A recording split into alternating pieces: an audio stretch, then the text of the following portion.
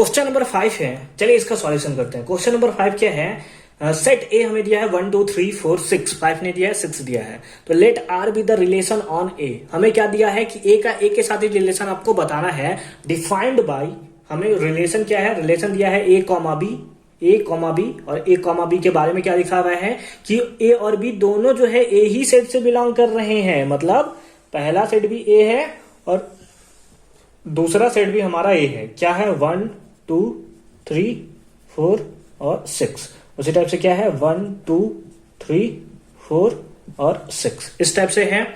और हमसे आगे दिया है कि बी किसमें होना चाहिए, दूसरा, यानी कि पहला सेट ए से बिलोंग करना चाहिए। पहले इसको लिखेंगे, पहले ऐसे तो दोनों को लिख सकते हो आप, लेकिन ऐसे ही हम लोग समझते हैं ना कि इसका इसके साथ रिलेशन तो ज्यादा अच्छे से समझ में आता है। आप इसका इसके साथ भी लो तो कोई प्रॉब्लम नहीं होगा। क्यों प्रॉब्लम नहीं होगा सर, आपने बोला है कि उल्टा लेने पे प्रॉब्लम हो जाता है।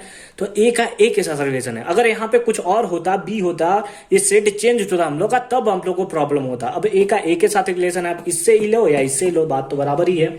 तो इसका एलिमेंट को हम लोग ले लेते हैं कि ए जो है, इससे हम लोग सेट ए को लेंगे, एलिमेंट ए को लेंगे, और इससे हम लोग एलिमेंट बी को लेंगे। मेरा मार्कर खत्म हो गया क्या, है ना। इससे हम लोग एलिमेंट बी को लेंगे, ठीक है। अब क्या है, B is exactly divisible by A. B is exactly divisible by A, यानी कि अगर 1 है, 2 है, 3 है, 4 है, 6 है, तो इससे एग्जैक्टली डिविजिबल होना चाहिए। बी सारा का सारा element is exactly divisible by A से डिविजिबल होना चाहिए।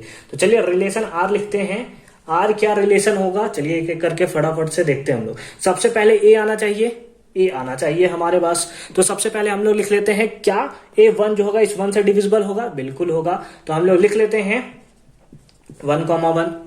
क्या लिखेंगे, 1,1।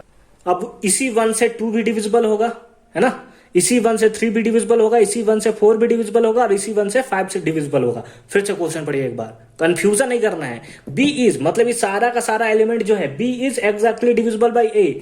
बी जो है वो ए से डिविजिबल है, लेकिन इसके एलिमेंट को पहले लिखना है, ए कॉमा बी लिखना है। हमें बी कॉमा ए यहां पे दिया होता तो सबसे पहले इसके एलिमेंट को लिखते हैं, फिर इसके एलिमेंट को लिखते हैं। लेकिन यहां दिया है ए कॉमा बी, मतलब सबसे पहले इसके एलिमेंट को लिखना है, फिर उसके एलिमेंट को लिखना है। तो उसी टाइप से हम लोग क्या लिख सकते हैं, ओहो, उसी टाइप से हम लोग क्या लिख सकते हैं, 2 भी 1 से डिविजिबल, 3 भी 1 से डिविजिबल, 4 भी 1 से डिविजिबल, और 6 भी। तो हम लोग लिख सकते हैं यहाँ पे।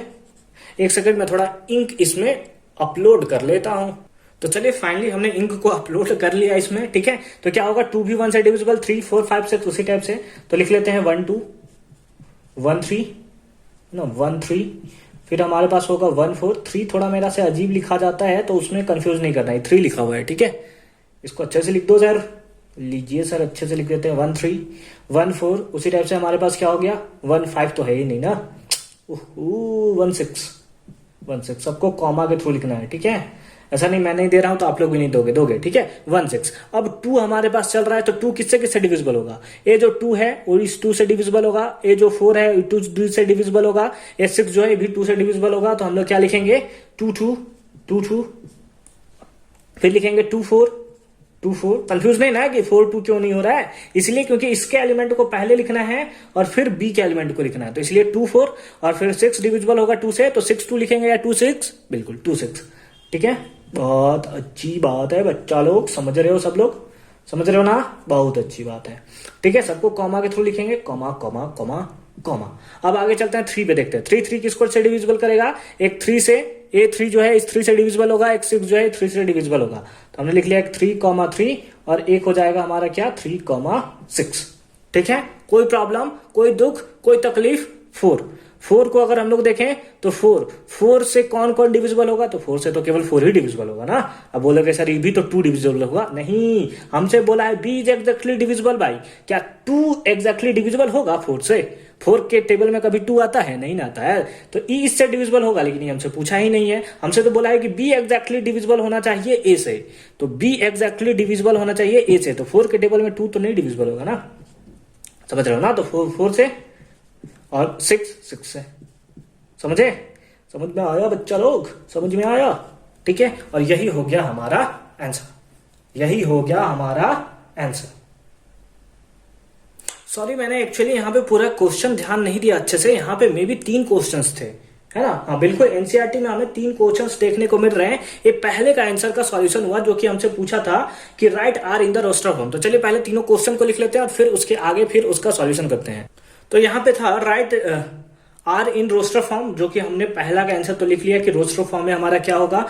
दूसरा का आंसर है ना, दूसरा का हमारा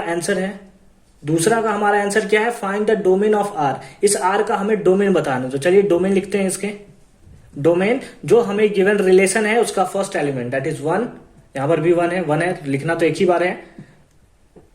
2 2 2 दैट इज 1 2 अभी मिला, 3 3 4 6, तो हम क्या लिखेंगे 1 2 4 और 6, 3 नहीं है 3 भी है, तो 1 2 3 4 6 है ना, 1 2 3 4 6। डोमेन क्या होता है, एवरी जो हमें रिलेशन आया है उसका फर्स्ट एलिमेंट, तो 1 है 2 है और फर्स्ट में क्या है 3 है 4 और 6 है, तो 1 2 3 4 6। और हमें पता है कि सेट में कोई भी चीज रिपीट नहीं होता है। रेंज, इसका रेंज लिख लेते हैं। रेंज क्या है, जो हमें गिवन रिलेशन है उसका सेकंड एलिमेंट क्या है, 1 2 3 4 और 6, और कुछ है बाकी सब रिपीटेड है, तो हम लोग लिख लेंगे 1 2 3 4 और 6, और यही हो गया हमारा क्या आंसर। क्या हो गया हमारा आंसर। समझ में आया, अच्छे से समझ में आया, कोई कंफ्यूजन होगा इसमें नहीं होगा ना, तो चलिए फटाफट से इसे नोट कीजिए। नेक्स्ट हम लोग मूव करेंगे क्वेश्चन नंबर 6, जिसको अगेन हम लोग नेक्स्ट वीडियो में क्लियर करेंगे। तो मिलते हैं नेक्स्ट वीडियो में, अच्छे से पढ़ाई करते रहिए। All the very best.